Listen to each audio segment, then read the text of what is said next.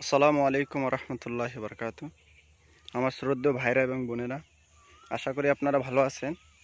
যেমনটা আমি বলছিলাম যে আমরা এবছর ইরিধান দিছি সার ছাড়া, ঠিক আছে। তো আজকে আমাদের দেখামো আপনাদেরকে কি যে চাষ করছি আমি, সেটা আজকে ফুললে বাইরেইতে আছে, কিছু কিছু বাইরেই অল্প অল্প, আর কিছু কিছু ফুললে বাইরেইতে আছে।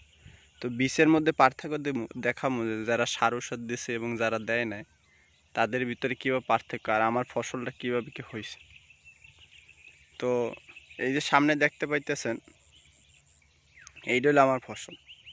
আর এই আশেপাশে যে দেখতেছেন, দেখেন কালা কালা যে বীজগুলান, সেইটা মানে আমাদের আশেপাশের লোকে যারা দিছে, এরা তো সার ঔষধ প্রচুরভাবে ব্যবহার করছে, কিছু বুঝছেন। সেই জন্য তাদের ফসলটার এটা, এই দেখেন এটা দেখছেন কীভাবে কালা চিনে, আর বড় আমার বীজের থেকে বড় কলম। আর আমার বীজটা দেখতে একটু অন্যরকম চিনে, দেখছেন সাদা সাদা চিনে।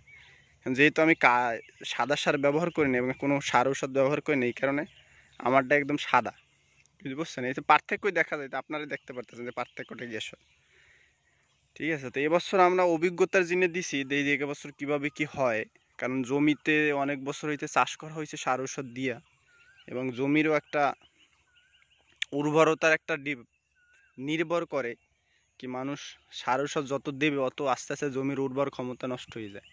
তো এবছর অভিজ্ঞতার জন্য দিতে আসি। তো চলুন আপনাদেরকে দেখাই যে কীভাবে কি ফুললে বাইরেছে, আর এবং আমার পুরাটা দেখাবো না, ওই সামনেই দেখাবো যে কীভাবে কি। দেখেন এইটা আলহামদুলিল্লাহ একটা ছড়া বাইরেছে, দেখছেন একটা বাইরেছে, এই ফুলছে সব, এই দেখেন সব ফাইডে ফাইডে বাইরে আস্তে আস্তে, বুঝছেন। সবটাই ফলো হয়ে গেছে, বাইরে এনে বাইরেই অল্প ইনশাল্লাহ।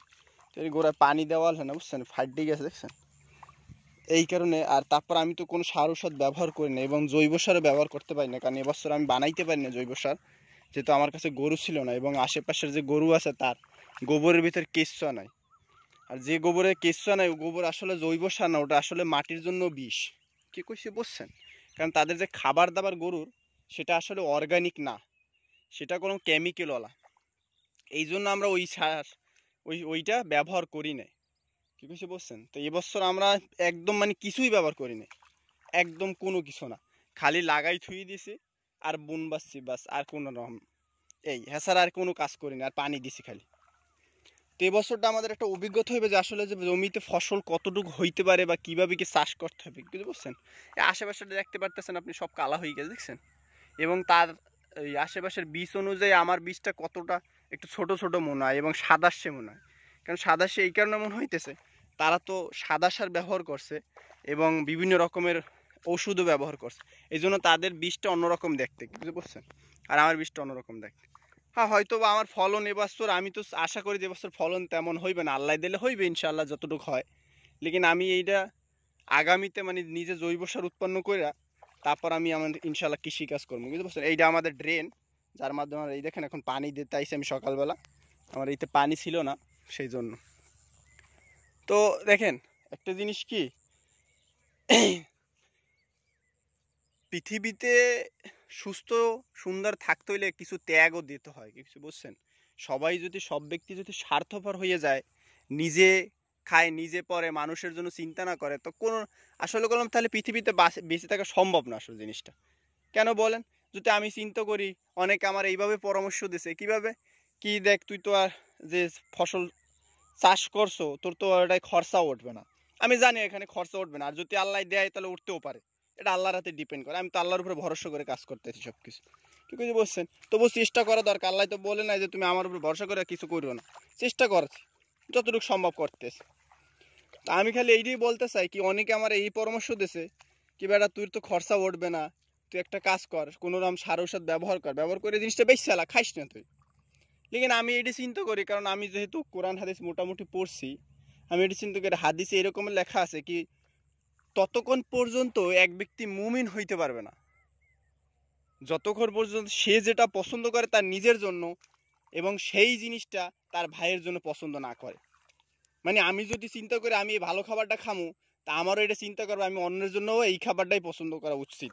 আর আমি ভালো খামু আর একজনের খারাপ খাওয়ামু, এইটা আসলে একটা মুমিনের নিদর্শন না। সেই ব্যক্তি কখনো মুমিন হইতে পারবে না যে অন্যের জন্য ভালো চিন্তা না করে, শুধু নিজের জন্য করে। তো সেইটা যখন আমি শুনলাম, তা আমার পারপাস শোনেন, আমার যে উদ্দেশ্য এবং পারপাস, আমার মেইন জিনিসটা হলো আমি সেই জান্নাতে যাইতে, সোজা কথা। পৃথিবীটা আমার জন্য গুরুত্বপূর্ণ না, যেহেতু আল্লাহ সুবহানাহু ওয়া তাআলা বলছেন পৃথিবীটা তোমার জন্য অস্থায়ী। আল্লাহ বলছেন কি, ইন্না লিল্লাহি ওয়া ইন্না ইলাইহি রাজিউন। এইটার অর্থ এইটাই হলো, ইন্না লিল্লাহি আমরা আপনার কাছ থেকে আসছি, ওয়া ইন্না ইলাইহি রাজিউন এবং আপনার কাছেই ফিরে যাব। এটার মাইনি হইল এইটা, কি আমরা আপনার কাছ থেকে আসছি এবং আপনার কাছে ফিরে যাব। যেহেতু আল্লাহ এই জিনিসটাই বইলে দিছে কি তোমরা যখন আমার কাছ থেকে আসছো, লেকিন আবার তোমাদের আমার কাছে ফেরত আসতে হবে। দ্যাট মিনস তোমাদের পৃথিবীটা স্থায়ী না। তো পৃথিবীতে কেন আসছি আমরা? পৃথিবীতে আসছি আল্লাহর হুকুম আহকাম পালন করে, যেভাবে আল্লাহ সুবহানাহু ওয়া তাআলা তার নবীরা বলছে সেইভাবে আমাদের চলতে হবে, জীবনযাপন করতে হবে, এবং মরার পর আল্লাহ সুবহানাহু ওয়া তাআলা আমাদের চিরস্থায়ী সুখ দেবে যদি আল্লাহর কথা মতো চলি। তো আমার কোনো ফোকাস সেইটা, সেই জন্য আমি পৃথিবীর ভিতরে টাকা পয়সার কোনো ভ্যালু আমি চিন্তা করি না। আমি চিন্তা করি আল্লাহ যেটা বলছে ওটা করতে হবে, যেটা না বলছে ওটা করার চেষ্টা করতে হবে, শর্ট, বাস, দ্যাটস ইট। কি কইছি বুঝছেন? এই জন্য করলাম আমি এই যে চাষটা করতেছি, এতে আমার ধরেন খরচা হয়েছে, খরচা হয় না এমন না, খরচা হয়েছে, রওয়া বিভিন্ন রকমের টায়ার, বীজ, এবছর বীজও করতে পারি নাই, কিনছি, যেহেতু আপনারা অলরেডি ভিডিওটা দেখছেন যে আমি বীজ কিনছি অন্য জায়গায় দেয়া, ঠিক আছে। তো সেই জন্য আমি বলতে চাইতেছি, এই তো আমার আলহামদুলিল্লাহ দেখেন সব আস্তে আস্তে ফুললে গেছে, মানে প্রায় বীজটাই ফুললে গেছে, বাইরে অল্পতে ইনশাল, ঠিক আছে, অল্পতে বাইরে। এই বীজটা অনেকই হয়েছে, কারণ এতে মেইন জিনিসটা গেলে ভালোভাবে যত্ন নেওয়াটা হয় না। আমার আবার এবছর বাড়ি আসছে তো বিভিন্ন রকমের কাজ হয়েছে, তো সেই জন্য ভালোভাবে যত্ন নেওয়া না কারণে আমার বীজটা একটু অন্যরকম হয়েছে। আর কোনো কিছু ব্যবহার না করলে একটা জিনিস তো করা লাগবে, হয়তো বা কেমিক্যালযুক্ত জিনিস, আর নাই তো জৈব সার, যে কোনো একটা তো দিতে, মাটিতে তো খাবার দিতে হইবে, তারপরে তো সে উর্বর ক্ষমতা বাড়াইবে। তো এবছর আমি কিছু করতে পারি না, জাস্ট এই বছর অভিজ্ঞতা নেওয়ার জন্য, যে মাটিটা কতটুকু কি উর্বর আছে এবং কতটুকু ফসল হইতে পারে এবং কিভাবে চাষ করতে হবে কিভাবে না করতে হবে, সেটা অভিজ্ঞতার জন্য এবছর চাষ করছে আলহামদুলিল্লাহ। তবু আল্লাহর রহমাতে যেভাবে দেখা যাইতেছে তা আলহামদুলিল্লাহ ভালোই ফসল হবে, খারাপ হইবে না, বুঝতে পারছেন? তাদের তুলনায় এই যে যারা সার ওষুধ দিয়েছে তাদের তুলনায় খারাপ হইবে না, ঠিক আছে। তো এইটাই আমি বলতে চাইতেছি কি, আসলে পৃথিবীতে সবাই যদি স্বার্থপর হয় এবং কোরআন হাদিস অনুযায়ী না চলার চেষ্টা করে, মানুষের ক্ষতি করার চেষ্টা করে, তো কোন ব্যক্তি যে এই এই একজনের তো স্যাক্রিফাইস দিতে হবে, ত্যাগ দিতে হইবে, আল্লাহর কথা মতো চলতে হবে। সেই জন্য আমি এইটাই চিন্তা করি যে কেউ করুক আর না করুক আমি করি। কেন করি? কারণ আমারও কোনো দেখেন, আমি কোনো স্বার্থপর লোক, আমি কোনো এরকম না যে ভাই আমি বিনা স্বার্থে কাজ করি, আমি স্বার্থের কাজ করি, হয়তো বা দুনিয়ার স্বার্থে না, আখেরাতের স্বার্থে কাজ করি।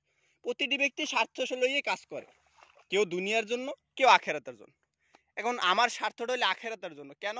কেন আমি জানি পৃথিবীটা অস্থায়ী, আজ আসি কাইল মরিয়ে যাবো, শেষ আমার পৃথিবীতে। আমি যদি পৃথিবীতে 1000 কোটি টাকাও কামাই থুয়ে যাই, সেটা আমার কোনো কাজে আসবে না, সেটা আমানত স্বরূপ আমার দ্বারা আল্লাহ কয়দিন দেবে, পরে আমার চলে যাবে। এই যে ধরেন আপনার পিন্দনে যে কাপড়টা আছে বা যেটাই আছে, যা পিন্দনে আপনার আছে, ওইটা কোনো আসলে আপনার নিজের না। আপনি এখন মারা যাইবেন, আপনার ওই কাপড়টা খুলে ছেড়ে আপনার সাদা জরি পাড়াইয়া হান্দাই থুইবে মাটির মধ্যে পাড়াইয়া। তা আমি ওইটাই বিশ্বাস করি যে পৃথিবীতে কোনো জিনিস আমার সাথে যাইবে না। হ্যাঁ, কি যাইবে? আমার আমল যাইবে। আমি যেভাবে আল্লাহর রহমতে কাজ করবো ওইভাবে ওই জিনিসটা আমার যাইবে। হ্যাঁ, এবং যদি আমি মানুষের উপকার করে থাকি, সেই উপকারের আমি একটা ফল পাবো। এই জিনিসটা আমি বিশ্বাসী, বুঝছেন? সেই জন্য আমি আল্লাহর কথা মতো অনুযায়ী কাজ করতেছি। মানুষে বিভিন্ন রকমের ট্রোল করে, আরে এইভাবে কর, ওইভাবে কর, তুই তো পাগল হয়ে গেছো, মেন্টাল হয়ে গেছো, ইয়া ওই বিভিন্ন রকমের কথা বলে। আমি ওটা কেয়ারই করি না। কেন? কারণ নবী সাল্লাল্লাহু আলাইহি ওয়াসাল্লাম যখন ইসলামের দাওয়াত দেওয়া শুরু করছে, তখন তার ফ্যামিলি থেকেই বলছে যে এই পাগল হয়ে গেছে। তারা তো মানুষের মেন্টাল ট্যাগ লাগাই দিয়েছিল। মক্কায় যারা আসতে হজ করতে, তাদেরকে বলতো ওই জায়গায় একজন পাগল আছে, তার কাছে যাবা না। লেকিন মানুষ কোন তার কাছে তখনই গেছে, ঠিক আছে। তারপর কোনো মানুষ যখন তার কাছে গেছে, যাওয়ার পরই তো দেখে যে এই ব্যক্তির পাগল কয়, কোন ব্যক্তি, এই ব্যক্তি পাগল, তারপরে তার সাথে জুড়ে গেছে। তো আমি এইটাই চাই কি, আল্লাহ আমার যেভাবে বলছে ওইভাবে আমি করি, যাই হোক না কেন পৃথিবীতে আমার ইরাদা, আমার যে উদ্দেশ্যটা, সেটা মজবুত রাখতে হবে, বুঝতে পারছেন? তো সেই জন্য এবছর চাষ করছি, আর এই জায়গায় একটু ঘাসটা সরলে ভালোই, বুঝছেন? এই জন্য বীজটা আমার অন্যরকমের সময় মতো আমি বীজটার ঘাসটা বাঁচতে পারিনি, বুঝছেন? আর তারপর এটা জৈব সারটা দিলে এটা মোটামুটিভাবে আলহামদুলিল্লাহ ভালোই ফসল হইতো। তবুও এবছর যতটুকু হয়েছে আলহামদুলিল্লাহ তো খুশি।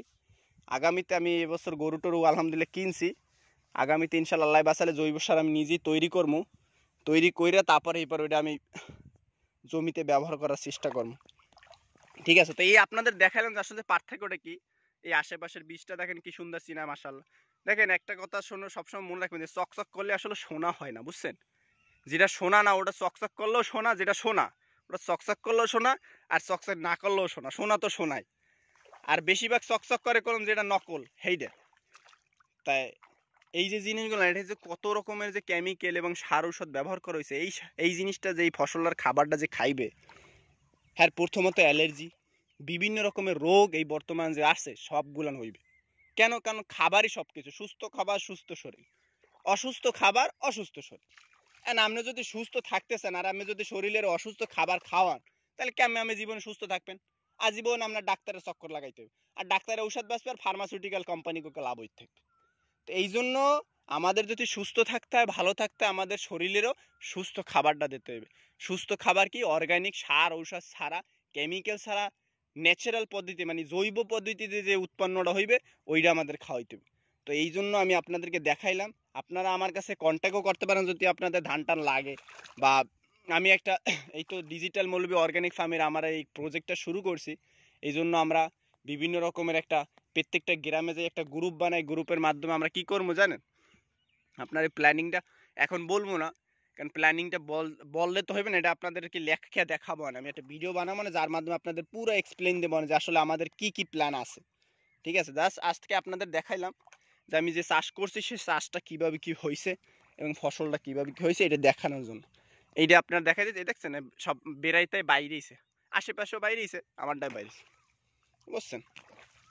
হয়তো বীজটা দেখতে একটু অন্যরকম চিনায়, কারণ সার ওষুধ না দিলে তো অন্যরকম চিনেইবে। এই কি কইছে বুঝছেন? তো আমার চেষ্টা এটাই কি যতটুকু সম্ভব আমার করতে হলে পৃথিবী একদিকে আর আমি একদিকে যাইলো, আমি আল্লাহর কথা অমান্য করে চলবো না। এইসব কাজ সব কাজই চেষ্টা করবো, বাট স্পেশালি এই সার ঔষধ ছাড়াই যে আমি অর্গানিক শুরু করছি, এতে আমার যদি খয়রাতও করা লাগে তবুও আমি এই জিনিসটা চালাই যাবো।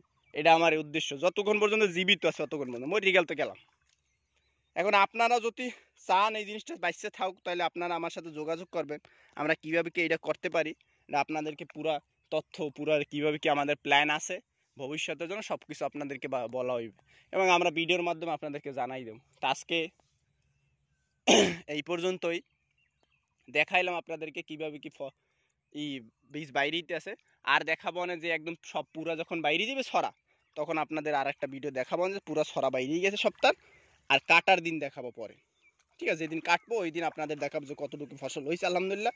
আর এবার মাপা কয়টা ফসল হয় এটা আমাদের মাপা হতে হইবে না, মাপে টাইপে সব কিছু ওইটা আপনাদের ভিডিওর মাধ্যমে ইনশাল্লাহ দেখানো হইবে আনে। তো কোনো কিছু প্রশ্ন টশ্ন থাকলে আপনারা বিন্দাস পোস্ট জিগাইতে পারেন। আমার নাম্বার দেওয়া থাকবে না ডিসক্রিপশনে, ঠিক আছে বুঝছেন? নাম্বার থাকবে না, ইমেল অ্যাড্রেস থাকবে না, আপনারা বিন্দাস জিগাইতে পারেন, বুঝছেন? ওকে, আমি চাই কি সবাই ভালো থাকে। আমার কথা হলে পৃথিবীতে যতদিন বাঁচতেছি আমরা সুস্থ শরীরে বাঁচতে চাই, সুস্থ খাবার খাইয়া। কারণ সুস্থ খাবার না খাইলে আমরা সুস্থ থাকতে পারবো না, পসিবলই না। আর আমাদেরকে এখন বর্তমানে ব্রেন ওয়াশ করা হয়েছে কি সার ঔষধ ছাড়া কোনো কিছু হয় না, আর সার ঔষধ ছাড়া খাইলি এই আজকে দেখেন হার্ট অ্যাটাক, এই কিডনিতে সমস্যা, এই ইয়াতে সমস্যা, অ্যালার্জি, বিভিন্ন রকমের যত রোগ হয়েছে সব রোগ আপনারা যাই দেখেন এর পিছনে সর্ব বেশি ভূমিকা রাখছে খাবার। কারণ আপনার শরীরে খাবার যেটাই দেবেন ওইটাই তো আপনার শরীরে হইবে। ঠিক আছে, আর এই বেশি উদ্দেশ্য হলে এই সার ঔষধ ছাড়া, এই সার ঔষধগুলো, এই জন্য আমি এর শুরু করছি, দেখি যা হয় হইবে ইনশাল্লাহ। মানুষে বিভিন্ন রকমের কথা বলে কি বেড়া তুই পাগল হয়ে গেছো, তুই সার ওষুধ ছাড়া কি হইবে ফসল, কোনো কিছু হইবে না বেড়া, এহর লিকা অহর লিকা, বিভিন্ন রকমের কথা। আমি তো গেয়ারা করি না, কারণ আমার আল্লাহ যা কইছে আমি এই অর্থে মানুষদের রোম আমি, হয়তো বা একদিন তারা বুঝতে পারবে, বুঝছেন? তো আজ এই পর্যন্তই। কোনো প্রশ্ন থাকলে জিজ্ঞাসা করতে পারেন বিন্দাস, ডিসক্রিপশনে নাম্বার আছে আমার, ওইটা হোয়াটসঅ্যাপ নাম্বার, ইমো নাম্বার, আপনারা কন্ট্যাক্ট করে জিজ্ঞাসতে পারেন। ঠিক আছে, কোনো তথ্য জানার থাকলে। তো আজ এই পর্যন্তই, সুস্থ থাকবেন, ভালো থাকবেন, আল্লাহ হাফেজ।